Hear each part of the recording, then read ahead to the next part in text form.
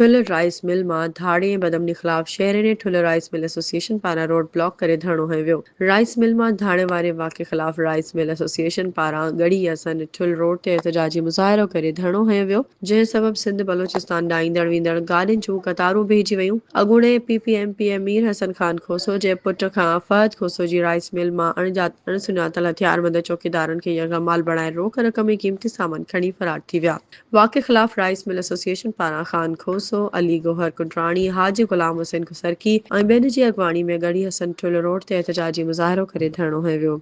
धरणे में MPa doctor Sohrab Khan सरकी, सरदार ज़ुल्फ़कार सरकी, हाजी रशीद अहमद खोसो ऐं ॿियनि यकजहती तौर शिरकत कई। उन मौक़े ते अॻवाननि मीडिया नुमाइंदनि सां ॻाल्हाईंदे चयो त पुलिस जी नाअहली सबब वापारी ऐं बिल्डर्स गैर महफ़ूज़ बणियल आहिनि। हुननि मुतालबो कयो त फहद खोसो जी राइस मिल मां थियल चोरी वारे वाक़े जे जवाबदारनि खे वाइको करे खैर गिरफ़्तार कयो वञे। राइस मिल्स ऐं वापारियुनि खे तहफ़्फ़ुज़ फराहम कयो वञे। हुन एसएसपी जख़माबाद अॻवाननि सां राब्तो करे जवाबदारनि खे गिरफ़्तार करण जी यकीन दहानी ते धरणो ख़त्म कयो वियो।